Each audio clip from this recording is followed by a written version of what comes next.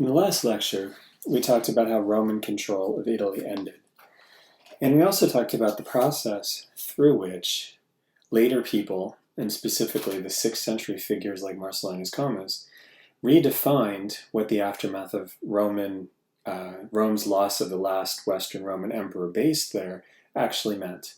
So for people living in Italy at the time, the transition from the reign of Romulus Augustulus to the authority of Odoacer was something that was recognized, but not recognized as the end of the Roman Empire. And it really took another almost half century and completely different conditions for this idea to really come to the fore and become something that people began to accept. And it was something that people accepted because people in the Eastern Empire wanted to use this idea of a fallen Roman Empire of the West to reconquer Italy.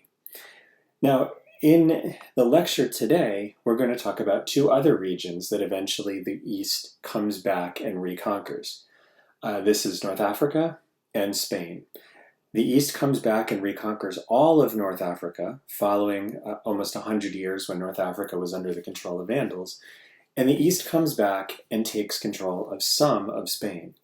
And so what we'll look at today is the experience of Romans and the barbarians who take control of these territories in this century when this territory falls out of Roman authority. And we'll also talk about why the East comes back and what the response in these regions is to the return of the East. But we'll start with North Africa. And so this is our map of Europe in 600, following the return of the East to the West. And you see there the East coming back and taking control of Italy again. The kingdom of Odoacer is absorbed, or the kingdom of Theodoric is absorbed, and the Ostrogothic state is no more. You see the East come through North Africa and take control of all of the territory of North Africa and take over basically what's now Andalusia and part of southern Portugal in Spain. But this was not the experience, and this was not the reality in the year 500. And so the 6th century represents a massive return of Roman authority to these regions that had been lost to Roman control in the 5th century.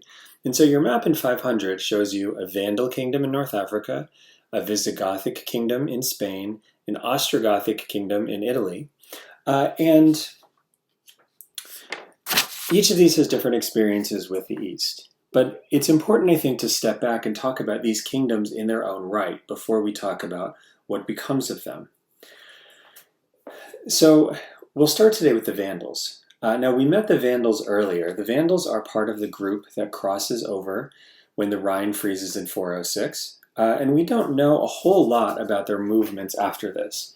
We know that they move into first the Roman territory of Germany, and then they move through Gaul, and eventually they move into Spain. We know that they fought with other Germanic tribes, including the Visigoths. And we know that in the 420s, the Vandal armies, the Vandal forces, come under the control of their great king Gaiseric. And Gaiseric took power in 428 when the Vandals were still in Spain, and led the Vandals into North Africa, getting ships to transport them across the Straits of Gibraltar. And then they began a series of campaigns against the territory in North Africa that had belonged to the Roman Empire since really the 2nd century BC. And so for the first time in almost 600 years, Roman control of North Africa was being threatened. And because of the direction the threat came from, the territory was not designed to withstand the kind of attacks that it was getting. Most of the Roman defenses in North Africa assumed that the people doing the attacking would be people coming from the desert, coming from the Sahara, and going into Roman territory from the south. And so the defensive structures were really built around the idea of controlling the southern limits of Roman territory and preventing people from moving across those southern limits into the cities that hug the Mediterranean coast. But the Vandals didn't come from the south. The Vandals came from the west, and they moved along the coast in a way that allowed them to move from city to city.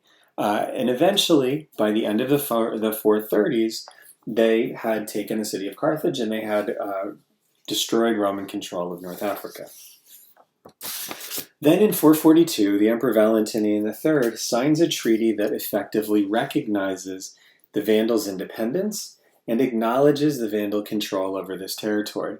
And this is a very significant step because this is the first time that the Romans have actually ceded territory legally to a barbarian group. The Visigoths existed in a kind of legal limbo.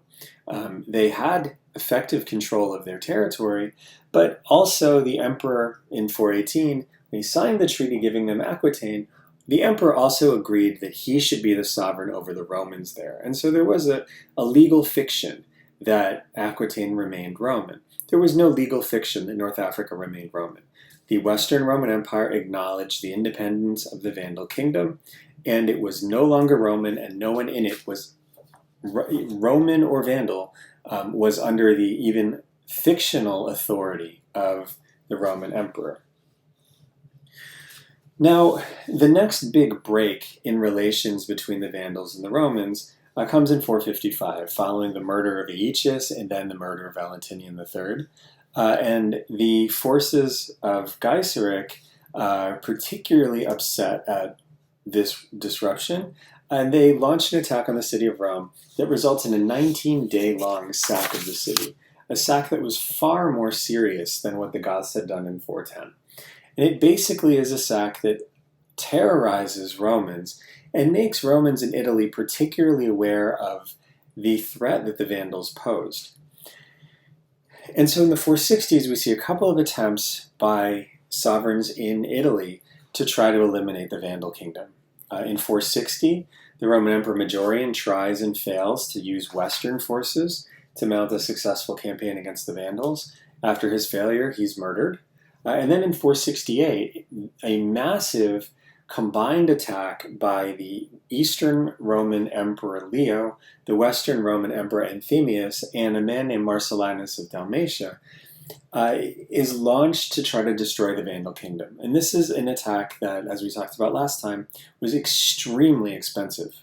Hundreds of thousands of pounds of gold and silver were supposedly spent outfitting the fleet and army that would attack the Vandals. But in the end, this fails. The Roman forces are defeated, and the Vandals are secure in their control. And with the beginning of Ostrogothic power in Italy, you see a bit of a rapprochement between the regime in Italy and the Vandals, to the point where Theodoric even arranges a marriage that links his family with the Vandal sovereign, and even gives the city of Dyrrhacum to the Vandals, in the city in Sicily, to the Vandals as a wedding gift.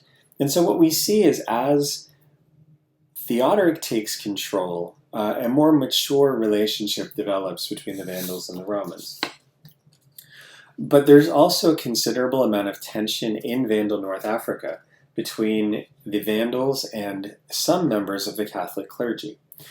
So when we hear about the Vandal invasion of North Africa, what we have to keep in mind is the Vandals are Arian Christians, like many of the Germanic groups that came into Roman territory in the 5th century. And as Arian Christians, there is, again, as we saw with Uric's invasion of southern Gaul, a tension between barbarian Arian Christian sovereigns who've taken territory from the Romans and the Romans who remain in that territory. And so when Gaiseric took North Africa, Catholic Christian sources provide for us an account of really a sequence of horrors that are unfolded by the Vandal conquest and by Gaiseric's activities. And so here we see the Vandal kingdom up close. And this is how it's described by Victor Vita, a North African bishop who recorded the Vandal conquest and the persecution and the religious problems that supposedly came afterwards. Now, Victor is, of course, a Catholic bishop. And so when he's writing about this, we need to keep his particular perspective in mind. But Victor describes the Vandal attack like this. The Vandals found a province which was at peace and enjoying quiet. The whole land was beautiful and flowering on all sides, and they set to work on it with their wicked forces, laying it waste by devastation and bringing everything to ruin with fire and murders. They did not even spare the fruit-bearing orchards, in case people who had hidden in the caves and mountains would be able to eat the foods produced by those orchards. And Victor then goes on to talk about property confiscations. He says that Gaiseric published a decree that everybody was to bring forward anything of value that they had, gold, silver, gems, items of costly clothing. And so in short time, the greedy man was able to carry away property that had been handed down from fathers and grandfathers. And so what Victor lays out is a conquest by the Vandals that disrupted everything about North African society. Property relationships are destroyed, property is stolen, agricultural land is destroyed, people's land and houses are burned, and large numbers of people are killed. Now, this supposed property confiscation was not just confined to people's individual and personal property. Gaiseric, we're told, also took control of church buildings. And so in their tyrannical presumption, they delivered over to their religion the Basilica of the Ancestors, where the bodies of Saint Perpetua and Felicitas are buried, the Basilica of Salarina and the Silitiani, and others which they had not destroyed.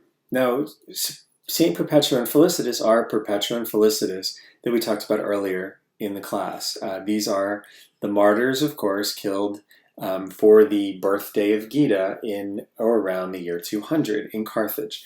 And so this is the church that contains the relics of these saints. Now we are now over 200, almost 250 years after the murder of Perpetua and Felicitas. And so this is the symbolic heart of North African Christianity. And Victor says when the Vandals come to North Africa, they take this church, this revered shrine celebrating the most important martyrs in North Africa, away from the Catholics. And the Catholics now no longer have access to this.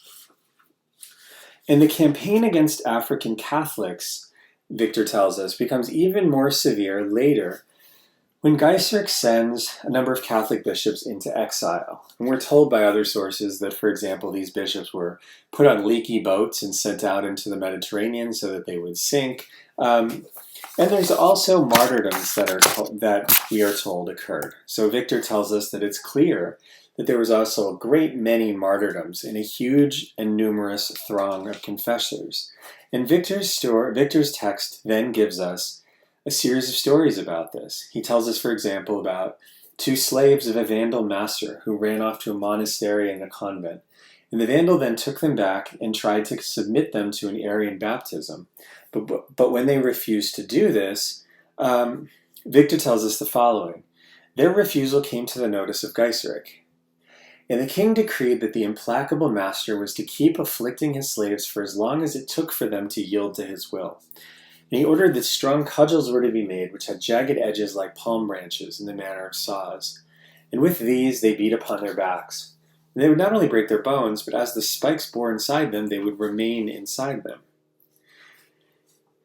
Now this is just one example of the many, many that Victor of Vita is going to give us. Victor actually, the history of the Vandal persecution is 4 books long, just full of wonderful gems like this.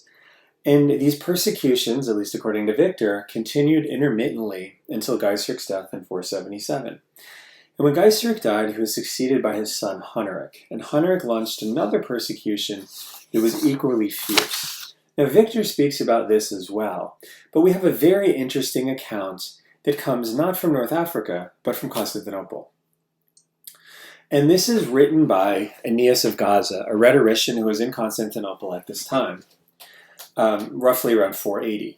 And Aeneas tells us that North Africa provides us with an example of a sharp tyrant.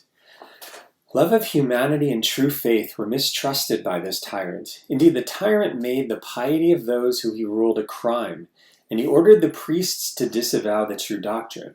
But of those who did not obey by God, he cut out their tongues. Aeneas then continues, I used to think that a person who had no tongue could not speak. But now a strange sight has made me change my mind. Because I myself saw these victims, and I heard them speak, and I marveled at the articulateness of their voice.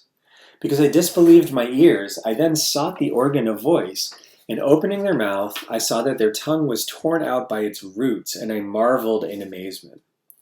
And so what Aeneas is telling us is that some of the victims of Hunneric's persecution had their tongues cut out and went to Constantinople. And in Constantinople, they began building awareness of what was happening in North Africa. And so this is a North African pressure group that goes to Constantinople to try to make people angry about the situation in North Africa and hopefully incite the East to come back and attack the West and come back and attack the Vandal kingdom in North Africa.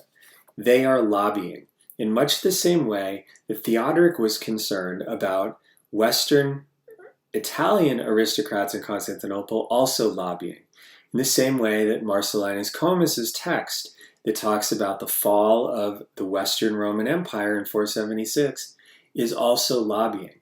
These are people with concerns in the West going to the East to try to make the Roman state in the East willing and eager to launch military attacks against the West because they were presenting themselves as victims of a barbarian regime that is oppressing Romans.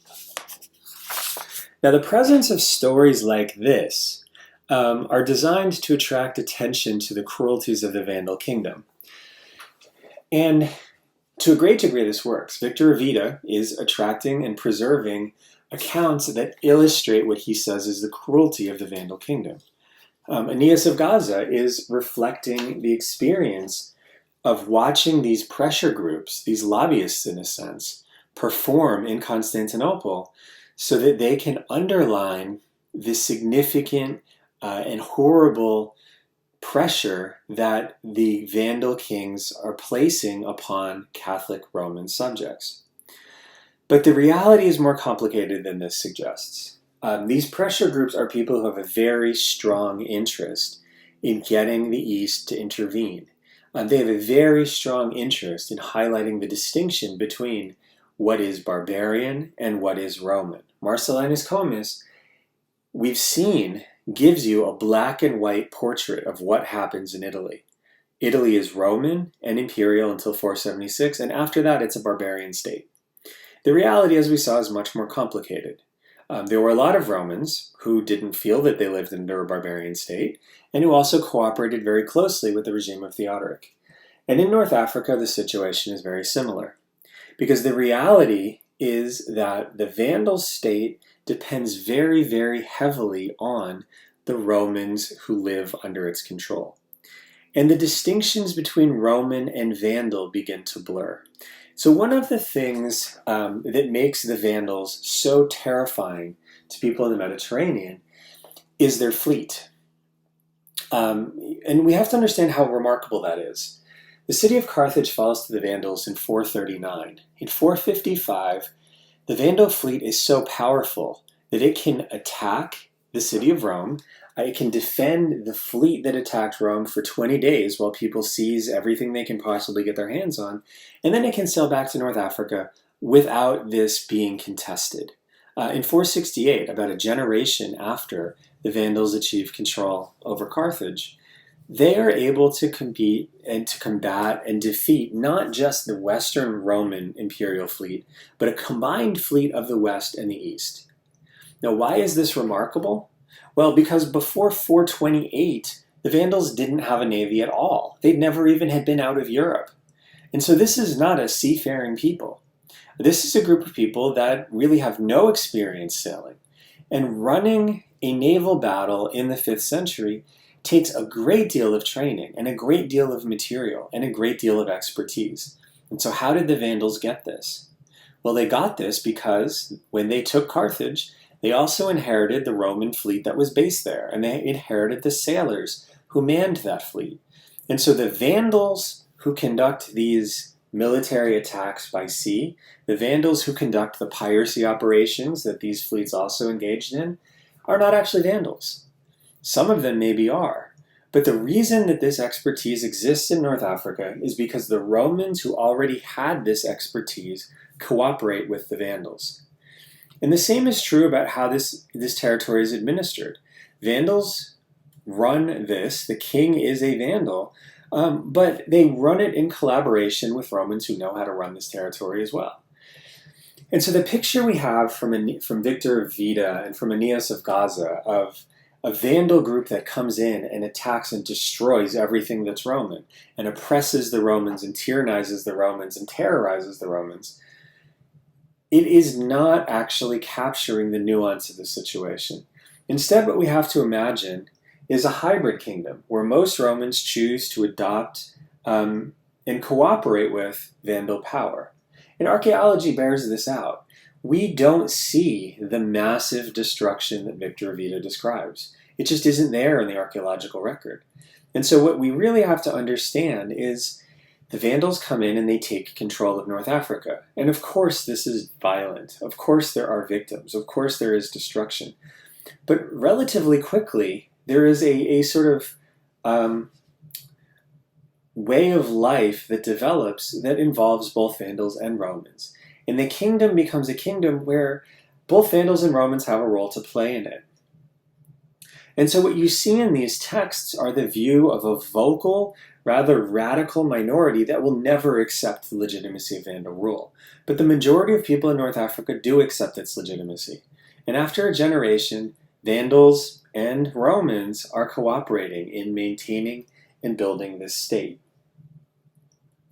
What we also see is that after 468, the persecutions and the tension between Arians and Catholics in North Africa really dies down. So whatever it is that Huneric did that cut out the tongues of these people who show up in Constantinople, that is more of an isolated incident.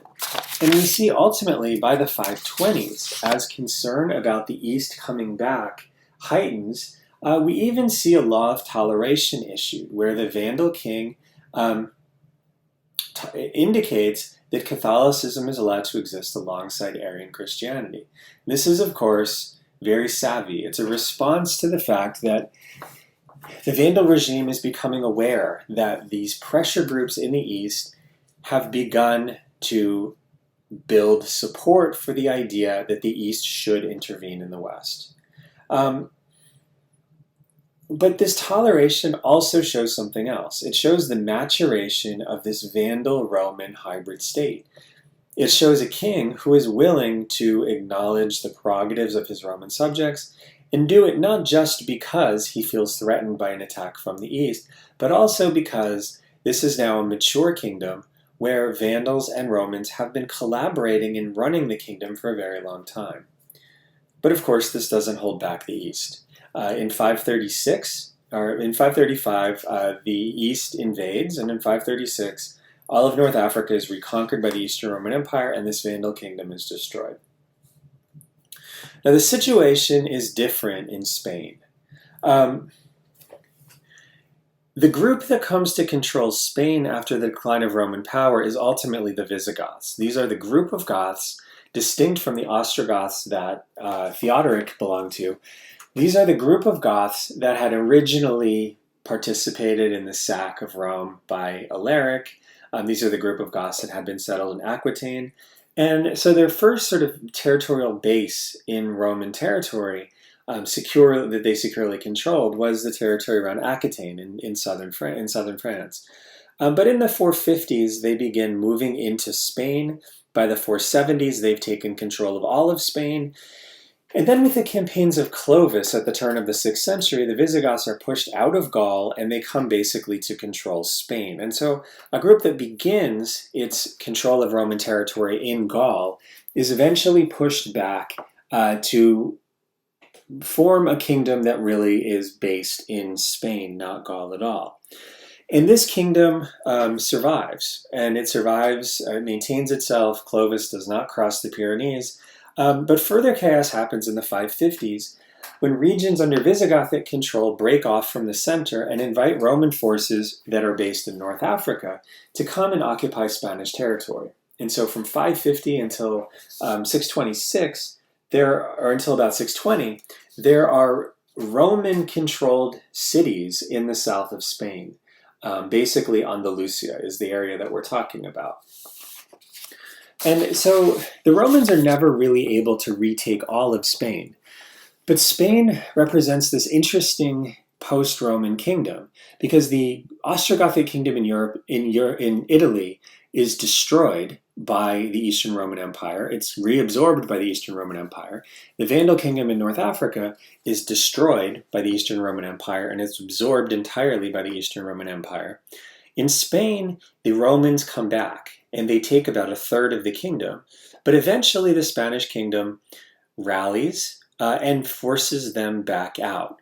And so the Spaniards or the Spanish Visigoths, are the only barbarian group that takes territory from the Romans, has the Romans come back and take territory from them, but withstands this attack and ultimately is able to force the Romans back out of their territory. And so this gives the Visigoths a very interesting historical experience with the Romans.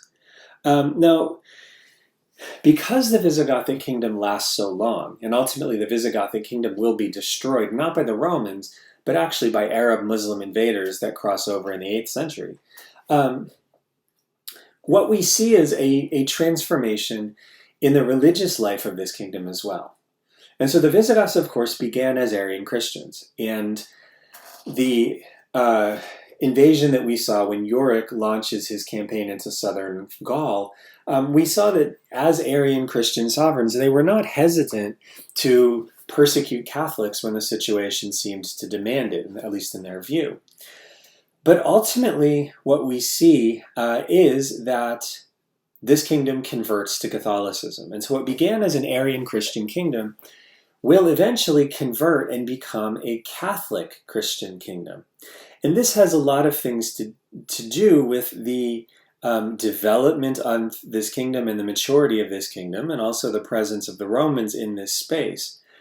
But there are, I think, 3 interesting things that we can look at when we consider the Visigothic kingdom. The first is how Arianism affects those who are conquered.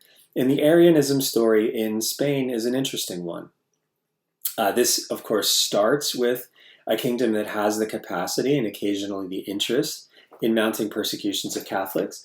But the story of the Visigothic kingdom ultimately evolves into one where the sovereigns are pious Catholic sovereigns who are very much in communion with the Catholic Church. And so we see a transformation that none of the other barbarian kingdoms really undergo. Now, the other thing that we've looked at in our consideration of these post-Roman kingdoms is what happens to law. And here we see something quite interesting. Because in Spain, we actually have law codes that come out of the Visigothic environment. But we can also see that even though the Visigoths are very interested in putting together texts that preserve a legal system and texts that define what law covers and who is covered by this law, there's also something of a mixed opinion about how good this is for their Gothicness. And so there's an interesting passage in Isidore of Seville's history. And it talks about how one day the Goths were gathered in assembly, and their king Yorick noticed that the weapons which they all held in their hands had changed from the natural appearance of iron. And some had turned to pink, and some had turned to yellow, and some had turned to black. And under Yorick, the Goths began to record the statutes of their laws in writing, whereas previously they had been bound only by tradition and custom. Now this passage is very strange. What we have is the first part of this talking about how the weapons of the Goths seem to have deteriorated or degenerated from the iron weapons of the fighters to these weird, like decorative weapons, pink and yellow and black decorative weapons that don't look like they could fight anymore. And they don't look like things that you could use to actually conduct the defense of your kingdom. And then the next sentence says, under Yorick, the Goths began to record their statutes in writing. Now, are these things connected? Well, this is hard to say. It's not totally clear what we should make of this passage. Isidore seems to suggest that they're somehow connected, but he doesn't explicitly say the fact that law was written down makes the Goths less warlike. He doesn't explicitly say the fact that law is written down means that the Goths no longer have this sort of terrifying capacity. He implies it, but he does nothing more than that. And so this is a bit of a tricky passage. Does Isidore feel like the recording of statutes in writing is a sign of the deterioration or the decline of the Goths? He doesn't say this. Could one read it that way? Perhaps. But one could also read it as Isidore is writing two random statements and he forgot to include a transition to mark one and the other.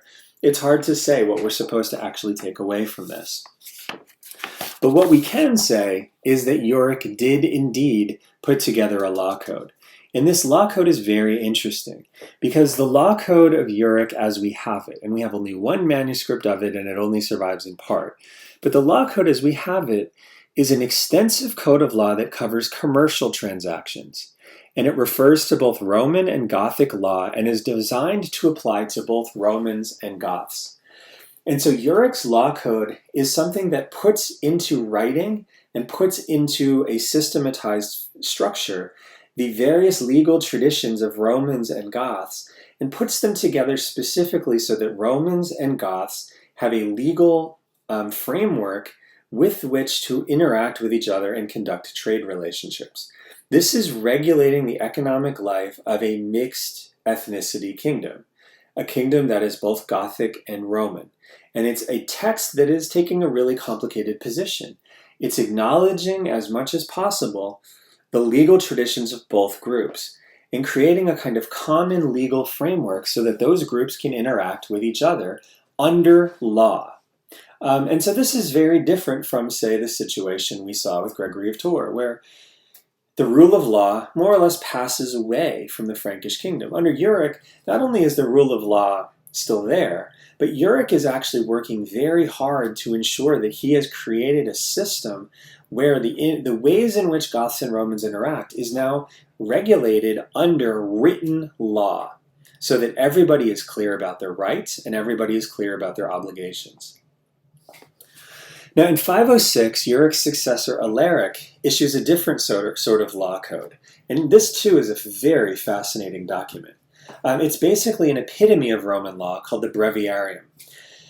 And it's based upon the Theodosian Code. And so there's no purely Gothic law in the Breviarium. And it's actually something that applies primarily to Romans living in Spain. But what this law code does is something that is quite interesting because it treats Roman law in a very fascinating way. The Breviarium explains the implications of Roman law in a new environment. And so to do this, the Breviarium quotes a law from the Theodosian Code verbatim, and then it gives an interpretation of that law to explain how that law will apply in the Gothic context of the 6th century. So here's an example. This is an example that is pretty straightforward. So the Emperor Constantine writes to Furius Felix, "The errors of advocates in a competent court do not prejudice the litigants." Okay, so the Roman law says basically if your lawyer makes a mistake in a competent court, this shouldn't be something that prejudices the litigants because it's not their fault that this happened. And then when this is presented in the Breviarium, Alaric's lawyers have an interpretation saying, if through an error, an advocate in a case should say something to prejudice his accepted client, it must by no means prejudice the person by whom he was employed if an objection is voiced immediately. So the interpretation says basically the same thing, right? The interpretation says that if your lawyer makes a mistake, it shouldn't prejudice you, except it adds a little twist. It says, this is only true if an objection is voiced. So you can't come back and say, this thing I was found guilty for is actually the fault of my lawyer, like a year later. You have to say immediately, this is a mistake by my lawyer and it can't prejudice me. And so this is a law that says basically the same thing as the Roman law, but it adds a new nuance to it that actually says procedurally this is how we're going to do this in the Gothic kingdom. And so this shows you a lot about the legal context of this Gothic kingdom. Roman law basically still applies. Roman procedures basically still apply. They need to be updated. And in some cases, the context in which these procedures will apply needs to be explicitly defined. But unlike the Gaul of Gregory of Tours, this is a place that still very much depends on a functioning legal system, and it expects that that functioning legal system is going to maintain the basic standards that were there when the Romans were there. Another law shows us something different. So this is a law of the Emperor Honorius and Arcadius. And it says that the Theodosian Code law says that in order that our splendid cities and towns may not fall into ruin through age, we assign a third of the income from farms belonging to a municipality to be used for the repair of public works and the heating of baths.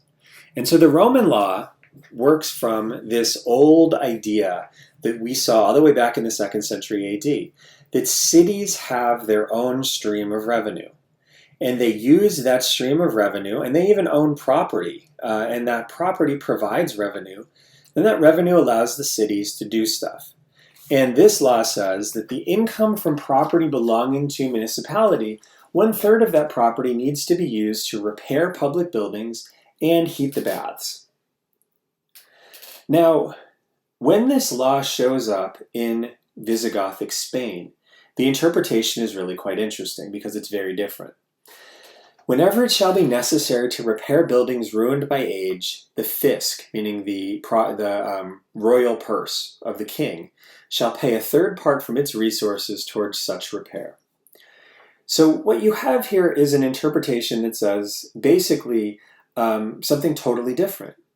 So the Roman law says that the property belonging to the cities should be used to provide income to prevent things from falling into ruin, and also pay for the heating of baths. But the Breviarium's interpretation says not that things will be prevented from falling into ruin, but that when things are ruined, the king will provide money from his resources to help repair them. And so there are three big differences. The first big difference is the Roman law prevents things from falling into disrepair. The Gothic law provides funding to try to repair things that have been ruined. Second, the funding in the Roman context comes from income that belongs to a city. In the Gothic context, there is no income that belongs to cities. And so when these things need to be done, the money is supposed to come from the king, not from the cities, because the cities no longer have income and they no longer own civic property. But the last thing on some level is is the most interesting. The Roman law says that that income is supposed to be used for heating the baths. There is no mention of baths being heated in the Gothic interpretation. And so what does that mean? Well, likely it means that there are no longer public baths maintained by anybody. Now, this doesn't mean no one in Gothic Spain is bathing. But instead, probably what has happened is the public baths have not been maintained any longer. There's no money to support their maintenance. There's no money to support their heating. And so probably the baths now are private baths, smaller, maintained by private individuals. And so the public aspect in maintaining these things has dropped away. So if the first law shows us that legal procedures remain both robust and something of great concern in Gothic Spain, we can see in this that the legal system remains very much intact. There hasn't been, at least through the structural mechanisms that support a legal system, evidence of decline. But here you can certainly see definitely change, and possibly even make an argument that there has been decline. Because while the Roman system is designed to prevent things from falling apart, the Gothic system is designed to fix things that have fallen apart. And that's a very significant difference. In the first case, you have an entire structure that's designed to prevent decay. The second one acknowledges that decay has occurred and says that there has to be some mechanism for repairing it. And of course, whatever we are to make of the fact that there are no longer public baths. Now, these laws are fascinating because the very existence of this law code explains and indicates quite clearly that there's significant continuity. And yet there is change, and that change can be something that we see as negative change. But there's one interesting feature in post-Roman Gothic Spain that is, I think in some ways, the most fascinating aspect of this. Because the Goths and the people living in post-Roman Spain have an experience with Romanness that's different from anybody else in the Mediterranean region. This is a kingdom in which Gothic invaders take control of an overwhelmingly Roman majority area. And then the Romans come back, but they don't come back everywhere. And because of this, the Romans who live under Gothic control, in essence, have to make a choice. Are they loyal to the Goths, or are they loyal to the Romans who have come back from the east and taken some of their territory? And what this does is it eliminates the possibility of asserting your Romanness while remaining a loyal subject of the Goths. Because if you assert your Romanness, the implication is that you maybe are happy that the Romans are inflicting defeats on the Goths. And this is not tenable. And so what we have is a very interesting experience where people that you would expect would see themselves as Romans don't. And one such person is Isidore of Seville. Now, Isidore is a fascinating figure. He's born around 560. And so he's born in this moment when there is a Roman presence in southern Spain and this Gothic kingdom in northern Spain. He's born in this Gothic environment, and he wrote his history around 625. So this is significantly later than the other texts that you've read so far. And so he's very much part of a generation that had been born, grown up, and lived its life under Gothic kings. But Isidore is also someone who you would expect would be Roman. He writes in very high quality Latin. He's a Catholic Christian. And so you would expect that his portrait and his interactions with the Romans might superficially be something that is positive. And yet that's not the case at all. Instead, what you see is the Romans are portrayed as villains in this text by this Catholic Christian Latin-speaking author. And so, to give a couple of examples of this, when Isidore describes Alaric, he describes Alaric as follows. Alaric was a Christian in name, but a heretic by profession. And he was grieving that so many Goths had been killed by Romans. And so he did battle against Rome to avenge his people's blood. In laying siege to Rome, he burst in with a highly destructive attack. And thus the city, victor over all peoples, succumbed, vanquished by the victories of the Goths. And subjective and captive, it served them. But the Goths were conspicuous in the mercy that they showed Rome. And so this is a sack of Rome written by a Catholic Christian in Latin that says, in essence, Rome deserved it. And it was good. It was good that the Goths did this. This is a great victory for the Goths, and it's a positive account of not only the great victory that the Goths won against the city that was the victor of all peoples, but also how the Goths were conspicuous in the mercy that they showed Rome. And so the Goths are the hero of this account. Another significant event in the text comes near its end, and it describes the final victory of the Visigothic forces over the Roman forces that remained in Spain. And it goes like this.